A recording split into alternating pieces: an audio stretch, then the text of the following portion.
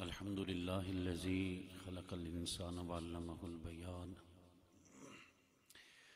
الصلاة والسلام على رسول الرحمن سيد الأنام صاحب الجود والإحسان سيدنا ومولانا محمد المبعوث بخير الملل والأديان وعلى آله وصحبه بدور الإيمان. أما بعد فأعوذ بالله من الشيطان الرجيم. بسم الله الرحمن الرحيم. منها خلقناكم وفيها نعيدكم ومنها نخرجكم تارة أخرى. صدق الله مولانا العظيم وصدق رسوله النبي الكريم الأمين. ببركة إن الله وملائكته يصلون على النبي يا أيها الذين آمنوا صلوا عليه وسلموا تسليما. اللهم صل على سيدنا ومولانا محمد وعلى آل سيدنا ومولانا محمد وبارك وسلم. الصلاة والسلام عليك يا سيدي يا رسول الله وعلى آلك وأصحابك يا سيدي يا حبيب الله. الصلاة والسلام عليك يا سيدي يا خطيب الأنبياء والمرسلين وعلى آلك وأصحابك يا سيدي يا مكين قلوب المؤمنين. اللہ تبارک و تعالی جل جلالہ ومن والہ وعظم شانہ وتم برہانہ کی حمد و ثنا حضور نبی مکرم نور مجسم شفیع معظم قائد المرسلین خاتم النبیین احمد مجتبیٰ جناب حضرت محمد مصطفیٰ صلی اللہ تعالی علیہ وسلم کے حضور ناز میں ہدیہ درود و سلام عرض کرنے کے بعد لائق صد عزت و احترام و تکریم جمیع احباب بالخصوص زیب مسند صدارت مشفق و مہربان اہل سنت حضرت صاحبزادہ پیر محمد عثمان احمد عثمانی صاحب ادام اللہ ذلکم السامی، کثیر تعداد میں تشریف فرما حضرات علماء کرام اور آج کی اس نورانی بزم میں تشریف فرما جملہ علیہ السلام الشاقان مصطفیٰ علیہ تحیت و ثنا. میری اور آپ کی خوش بختی ہے کہ ہم یوم سیدنا صدیق اکبر رضی اللہ تعالیٰ عنہ کے حوالہ سے منعقدہ اس محفل میں شرکت کی سعادت حاصل کر رہے ہیں. صمیم قلب سے حضرت قبلہ پیر صاحب کو ہدیہ تبریک و تحسین پیش کر رہے ہیں کہ جن کے حصے میں حضور تاجدار صداقت کا مبارک ذکر سننا اور سنانا آیا ہے. اللہ اس آستان کو مزید جولانیاں اور عروج نصیب فرمائے. چونکہ وقت مختصر ہے اور جو مقررہ وقت ہے، میرا بھی ارادہ یہی ہے کہ میں اس میں ہی اپنی گفتگو کو اختتام کی طرف لے کر جاؤں. اپنی بات کا آغاز اس سے کرنے لگا ہوں. حضرات صوفیہ کرام نے تاجدار صداقت خلیفہ بلا فصل حضرت سیدنا صدیق اکبر رضی اللہ تعالیٰ عنہ کے حوالہ سے ایک بڑا خاص نقطہ بیان فرمایا ہے، اور وہ نقطہ سیدی اعلی حضرت نے اپنے فتاویٰ میں بھی تحریر فرمایا ہے. اور وہ نقطہ یہ ہے کہ حضرات صوفیہ فرماتے ہیں ابو بکر جیسا محمد عربی صلی اللہ تعالی علیہ وسلم کے مریدوں میں دوسرا کوئی مرید نہیں ہے. دوبارہ پھر دوہرا دیتا ہوں. فرماتے ہیں کہ جیسا مرید ابو بکر ہے ایسا دوسرا کوئی مرید نہیں ہے. اس لیے کہ مرید ہونے کے لیے آگے بیان کرتے ہیں کس وجہ سے، تو فرماتے ہیں مرید ہونے کے لیے بیعت ہونا پڑتا ہے۔ اور اگر آپ دیکھیں بیعت کس کو کہتے ہیں تو فرماتے ہیں بیعت کہتے ہیں اپنے آپ کو بیچ دینے کو۔ بیعت کہتے ہیں اپنے آپ کو بیچ دینے کو۔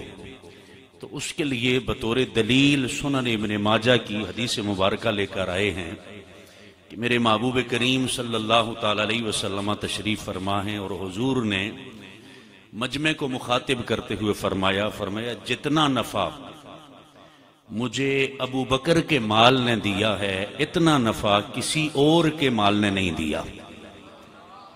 جتنا نفع مجھے ابو بکر کے مال نے دیا ہے، یہ ستائشی جملے ہیں، جتنا نفع مجھے ابو بکر کے مال نے دیا ہے اتنا نفع مجھے کسی اور کے مال نے نہیں دیا۔ جب حضور نے مجمع سے یہ بات فرمائی تو حضرات علماء فرماتے ہیں ابو بکر کی آنکھیں چھلک پڑی، ہاتھ جوڑ کر کہتے ہیں، عرض کرتے ہیں یا رسول اللہ صلی اللہ تعالی علیہ وسلم میرا ہے ہی کیا؟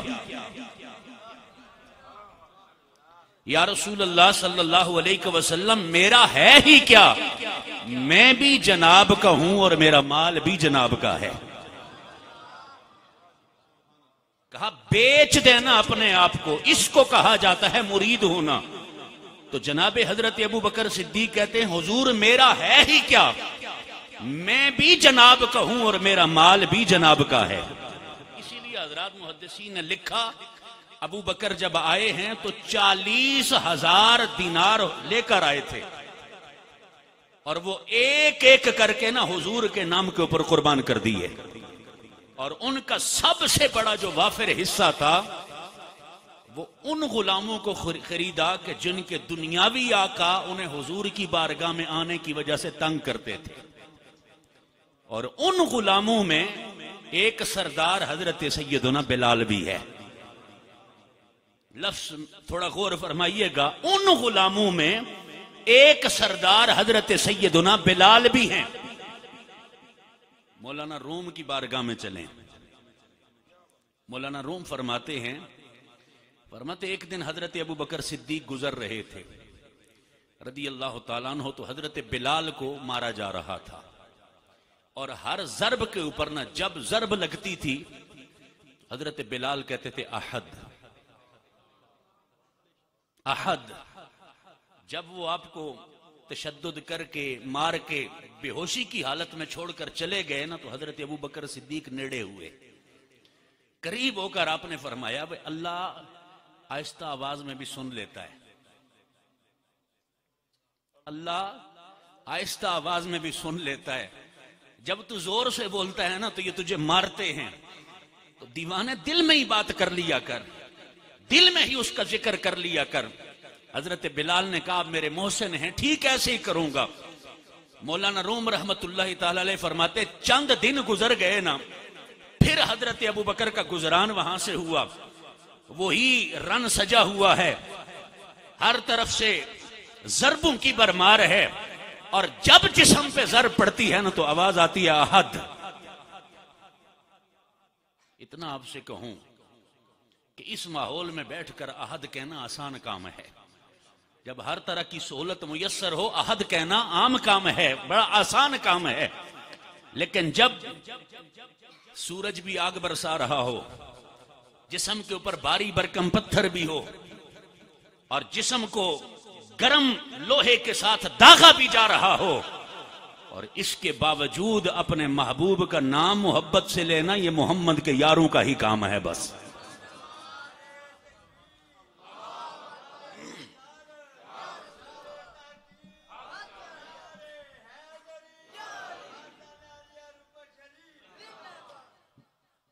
بازار گرم ہے، حضرت ابو بکر صدیق رضی اللہ تعالیٰ عنہ گزر رہے ہیں، دیکھا کہ پھر اسی طرح سے تشدد ہے۔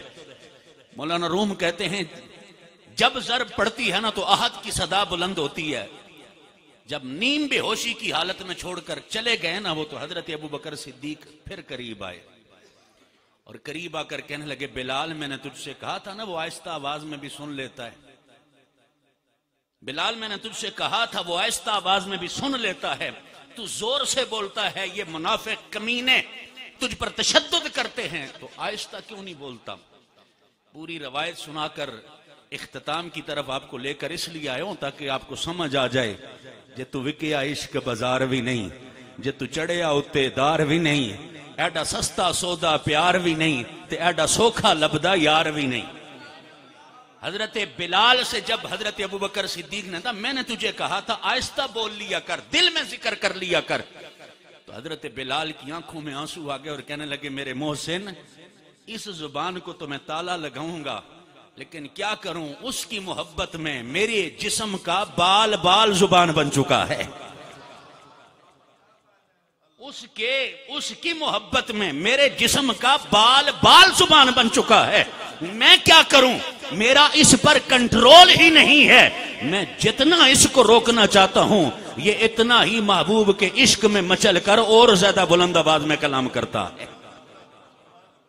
وہاں سے پلٹے نا حضرت ابوبکر صدیق اور حضور کی بارگاہ میں آئے، سر بالی ان رحمت کی ادا لائی ہے، حال بگڑا ہے تو بیمار کی بن آئی ہے۔ اب ریحان حبیب صاحب کی نعت کے بعد نا میں آپ کو یہی کچھ سنا سکتا ہوں۔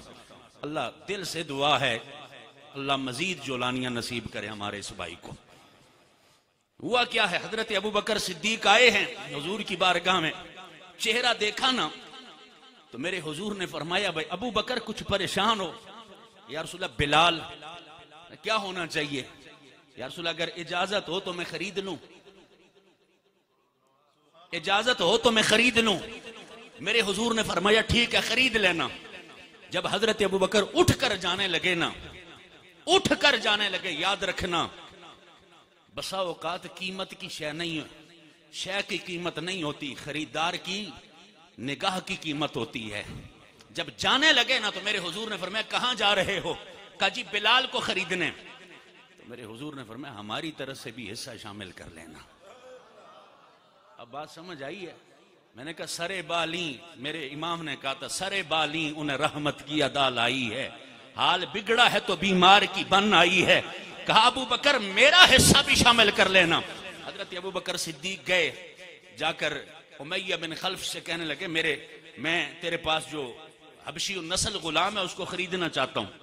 انہوں نے کہا جی وہ پڑھا لکھا نہیں ہے۔ کہا اس سے مطلب نہیں، کیا دے گا؟ کہا میرے پاس پڑھا لکھا گورا غلام ہے، میرا منشی اکاؤنٹنٹ ہے، وہ میرا جتنا بھی تجارت کا معاملات ہے وہ سارے وہ دیکھتا ہے۔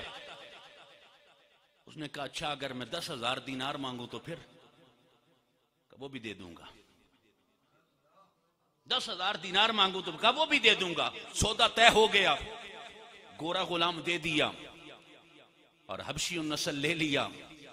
جب سودا ہو گیا نا تو امیہ بن خلف کہنے لگا ابو بکر تو تاجروں کا سلطان ہے، مجھے پتا ہے خسارے کا سودا تو نہیں کرتا، صرف اتنا پوچھنا چاہتا ہوں کیا دیکھا ہے اس کالے میں؟ یہ بھی مولانا روم نے عقدہ حل کیا ہے۔ فرماتے نا پہلے دور میں جب لوگ سفر کرتے تھے نا تو سونے کی ڈلیاں ان کے پاس ہوتی تھی، اینٹیں، تو ان کے اوپر نقلی کالا رنگ کر دیتے تھے تاکہ چوروں سے محفوظ رہیں۔ یہی استعارہ مولانا روم نے استعمال کیا، کہا کافر تجھے کیا پتا بلال کیا ہے؟ بلال سونا ہے، رب نے کالا رنگ چڑھا کرنا تجھ جیسے کافروں سے اس کو مستور کر کے رکھا ہے۔ اگر بلال کا مرتبہ پوچھنا ہے تو محمد عربی سے جا کے پوچھ لے۔ وجہ کیا ہے؟ نہیں سمجھ آئی ہے، سمجھ نہیں آئی ہے بھائی، یہ پڑھنا نہیں جانتا، لکھنا نہیں جانتا، یہ حبشی النسل ہے اور تو تاجروں کا سلطان ہے، گورا غلام بھی دیا، 10,000 دینار بھی دیے، کس وجہ سے سودا کیا ہے؟ تو حضرت ابو بکر صدیق نے کہا تو یہ سارا کچھ اس لیے سوچ رہا ہے نا کہ تو بے ایمان ہے، اور میں نے بلال کو اس لیے خریدا ہے کہ میں محمد عربی کا غلام ہوں۔ حضرت بلال کو جب خرید کرنا نیم بے ہوشی کی حالت میں تھے اس وقت بھی، تو آپ نے اپنے کندھے کا سہارا دیا، حضرت بلال چلنے لگے تو عرض کرنے لگے میرے محسن میں آپ کے کس کام کا ہوں، مجھے کیوں خریدا ہے؟ تو حضرت بلال نے فرمایا میں تجھے تیری ذات کی وجہ سے نہیں خرید رہا ہوں، میں جناب رسالت مآب کی وجہ سے خرید رہا ہوں۔ اب جو بات سنانی تھی بیعت مرید ان جیسا کوئی نہیں لے کر آئے ہیں نا، سامنے کھڑے ہوئے ہاتھ جوڑ کر کھڑے ہو کر عرض کرتے ہیں حضور میں بھی آپ کے کوچے کا غلام ہوں اور یہ بلال بھی آپ کے کوچے کا غلام ہے، حضور خرید میں نے لیا ہے، محبوبہ میں بھی تیری گلی کا غلام ہوں اور اسے بھی میں نے تیری گلی کا غلام بنا لیا ہے۔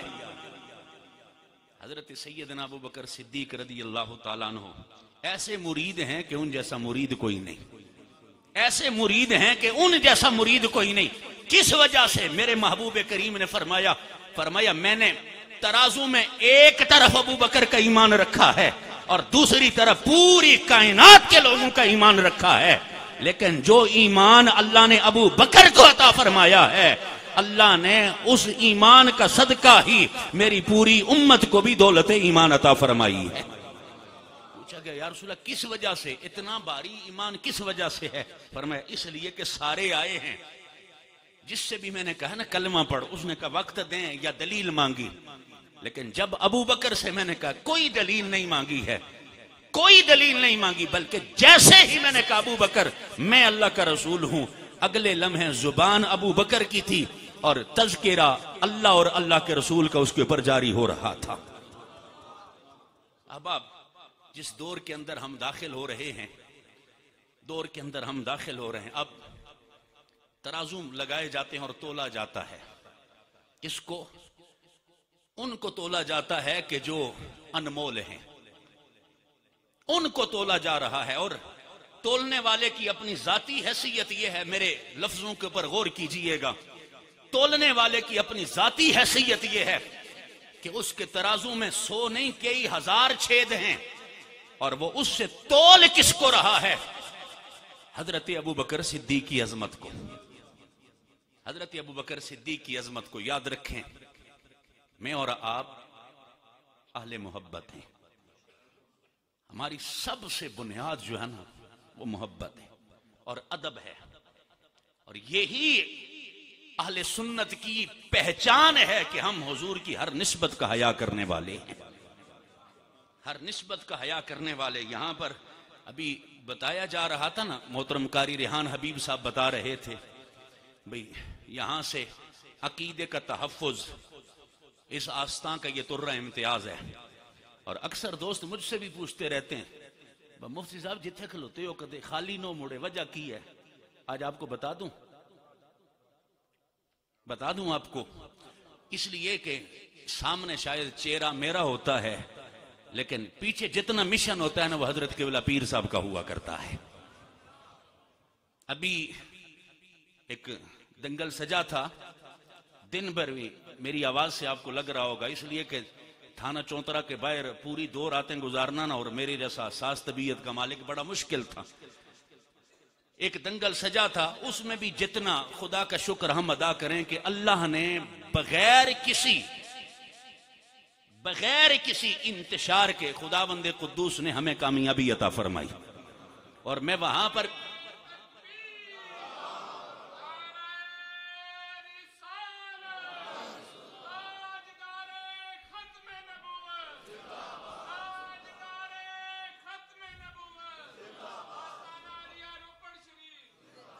جوڑیاں کا جو واقعہ تھا نا، جوڑیاں کا واقعہ، اس کے اوپر بھی جو کامیابی ہمیں ملی ہے نا، آپ کو میری طبیعت سے آپ لوگ واقف ہیں کہ میں مبالغہ آرائی نہیں کرتا، اور یہی وجہ ہے کہ کچھ لوگوں سے ہماری شاید بن نہیں پاتی ہے، اس لیے کہ وہ چاہتے ہیں وہ ہمارے تعریفی کلمات کہتے رہیں لیکن ہم نہیں کر سکتے۔ یہ جتنی بھی کامیابی ہے نا، سامنے تو بظاہر لوگوں کو یہ نظر آ رہا تھا میں کر رہا ہوں سارا کچھ، لیکن میں اللہ کے گھر میں بیٹھ کر، منبر رسول پہ بیٹھ کر آپ کو بتا رہا ہوں کہ یہ سامنے فیس میرا تھا، لیکن جتنا کام ہو رہا تھا یہ حضرت قبلہ پیر صاحب فرما رہے تھے۔ خدا تعالیٰ نے ہمیں کامیابی عطا فرمائی الحمدللہ۔ میں جو بات کر رہا تھا، ہم کریڈٹ لینے والے لوگ نہیں ہیں، ہمیں تشہیر نہیں چاہیے ہے، اس لیے کہ اب تو لوگوں نے بندے رکھے ہوتے ہیں نا تشہیری مہم کے لیے۔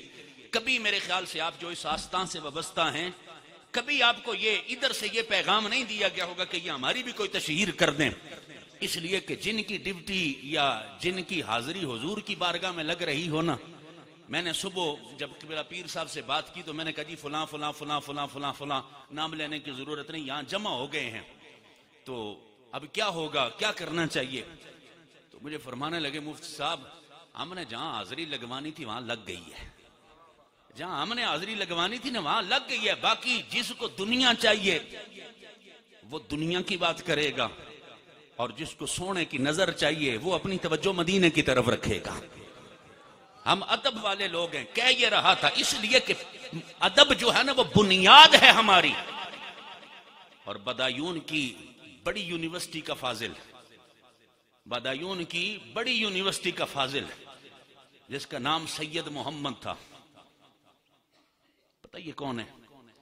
جن کو زمانہ حضور نظام الدین اولیاء کہتا ہے، جن کو حضور زمانہ نظام الدین اولیاء کہتا ہے، جن کو سارا زمانہ آپ کا نام نظام الدین نہیں ہے، نام آپ کا سید محمد ہے، سید ہیں، آل رسول ہیں۔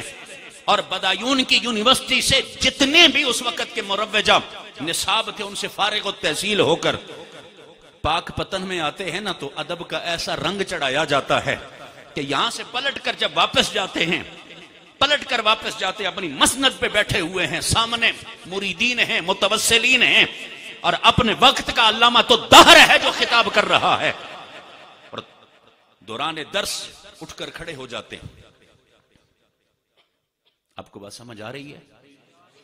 پھر بیٹھ جاتے، 3 دفعہ یہ عمل آپ نے دہرایا، اٹھے بیٹھے اٹھے بیٹھے اٹھے بیٹھے۔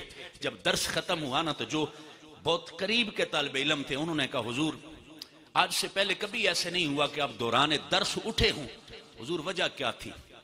میں نے کہا نا ہماری بنیاد جو ہے وہ ادب ہے۔ تو حضور خواجہ نظام الدین اولیاء نے فرمایا جب میں بابا جی کے پاس ہوا کرتا حضور شیخ الاسلام والمسلمین کے پاس ہوتا تھا۔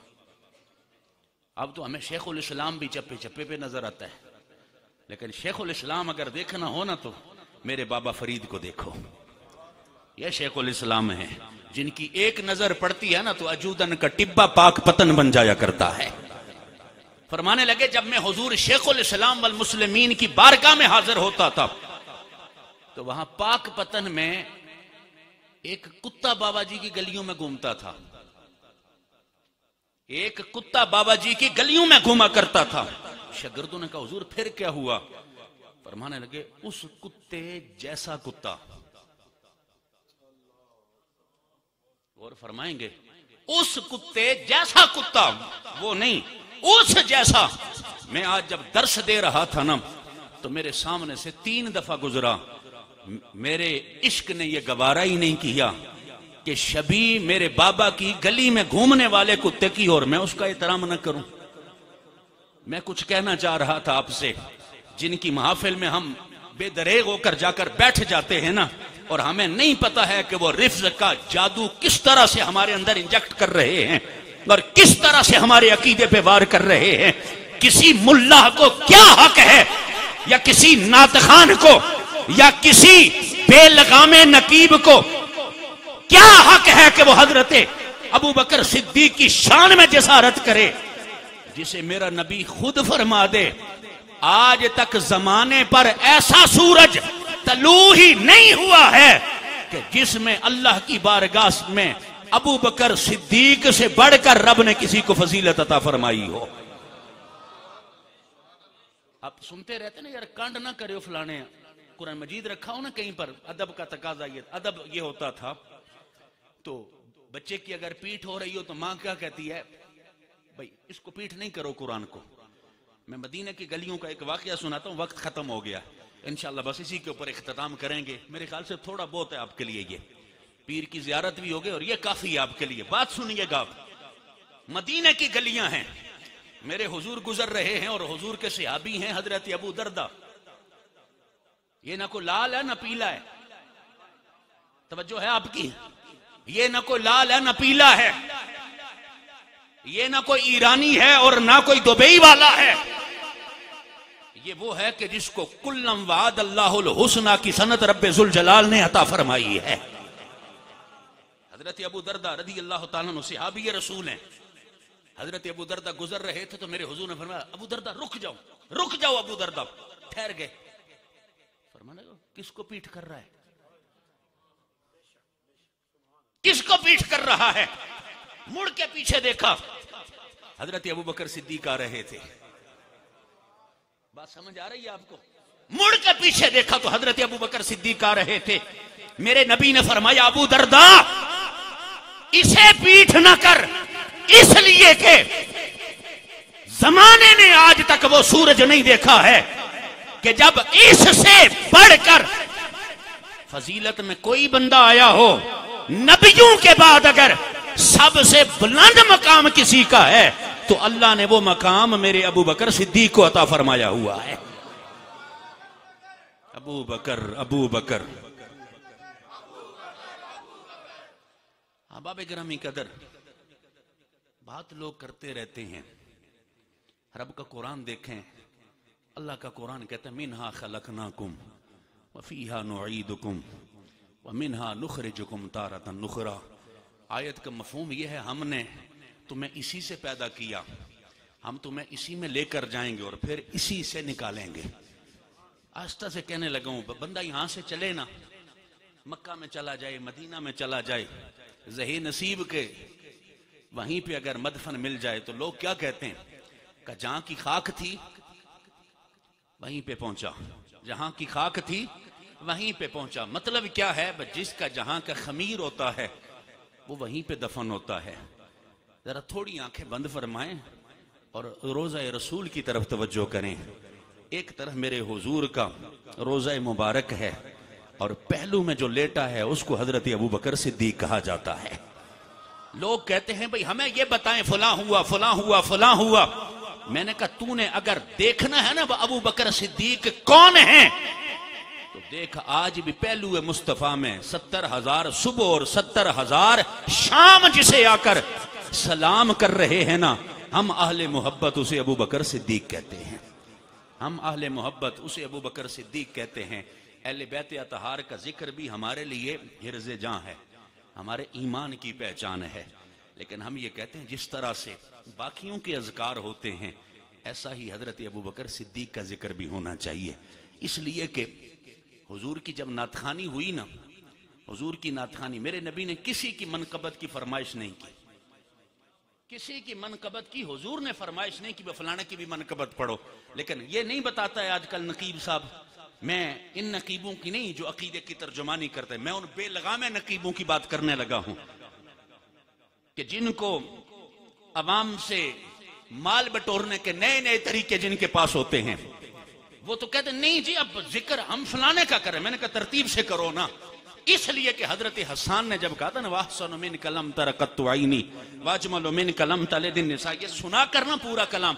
حضرت حسان بیٹھنے لگے تو میرے حضور نے فرمایا میرے ابوبکر کا کلام نہیں لکھا کوئی، میرے ابوبکر کا کلام نہیں لکھا. اور ان کو بھی پتا تھا. حضور صرف یہ نہیں اب حضور نے فرمائش کر دی، حضرت حسان کو بھی پتا تھا. عرض کرنے لگے یا رسول اللہ میں لکھ کے لایا ہوں، اجازت ہو تو میں سنا دیتا ہوں نا. تو حضرت ابوبکر صدیق کی منقبت سن کر فرمائش بھی کرنا اور سن کر خوش ہونا، یہ میرے محبوب کریم صلی اللہ علیہ وسلم کا پسندیدہ عمل ہے. اب آپ اس لیے بار دیگر اس آستانے کے ہر آستانے سے وابستہ ہر مرید کو بھی مبارکباد دیتا ہوں کہ آپ اس جگہ پہ وابستہ ہیں کہ جہاں پر نہ ادب پہ کمپرومائز ہے اور نہ عقیدے پہ کمپرومائز ہے. اور یہی وجہ ہے لوگ اپنی اپنی پٹاریاں لے کر بیٹھے ہوئے ضرور ہیں بھائی، اپنی اپنی پٹاریاں لوگ لے کر بیٹھے ہوئے ہیں، لیکن دن گزرنے کے ساتھ جتنے عرس پہ بندے ہوتے تھے نا، آج اب دیکھیں یوم سیدنا صدیق اکبر کے جلسے میں موجود ہیں.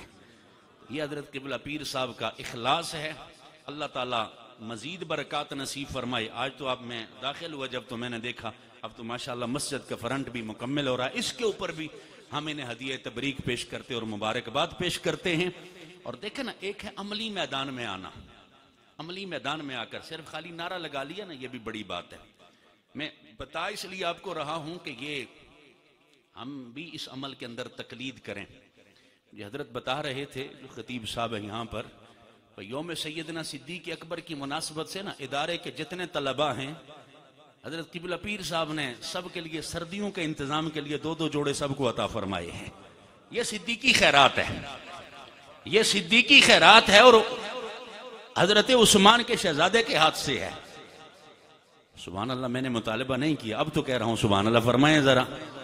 اور اسے نا قابل تقلید بنائیں اپنے لیے. دیکھیں ان سے محبت کا اظہار یہ بھی ہے نا، یہ دین کے طلباء کی خدمت کریں. اللہ تعالیٰ اس ادارے کو بھی، اس آستان کو بھی تا قیام قیامت شاد و آباد فرمائے. بس اتنا آپ سے کہوں گا، ہر چمکتی چیز سونا نہیں ہوتی، ہر چمکتی چیز سونا نہیں ہوتی. ہمارے کچھ احباب ایسے ہوتے ہیں وہ جب دیکھتے ہیں، اور یہ ہمیں زیادہ تجربہ ہوا ابھی چند 2 دن پہلے، کہ ہم نے دیکھا چند لوگ آگے اور سارے کے سارے پیچھے لگ پڑے. میں نے ان سے یہی کہا، میں نے کہا بھائی اختلاف جس طرح کا ان سے ہے نا، اسی سے ملتا جلتا تو اختلاف ادھر بھی ہے. لہٰذا اہل سنت کی پہچان یہ ہے ہم کسی کے بے ادب نہیں ہیں، نہ اصحاب کے بے ادب ہیں، نہ انبیاء کے بے ادب ہیں، نہ اہل بیت کے بے ادب ہیں، اور نہ اولیاء اللہ کے بے ادب ہیں. ہم سب کا ادب کرنے والے ہیں، اور جب سب کا ادب کرنے والے ہیں نا تو اپنا بیڑا پار ہے. میرے حضور نے فرمایا تھا، ابو بکر کی محبت اور اس کا شکر میرے ہر امتی پہ واجب ہے، میرے ہر امتی پہ واجب ہے. اسی شکرانے کو ادا کرنے کے لیے یہ بزم سجی. اللہ آنے والے ہر عاشق کی حاضری کو اپنی جناب میں شرف قبولیت عطا فرمائے. الہی دلوں کو مرکز مہر و وفا کر، حریم کبریا سے آشنا کر.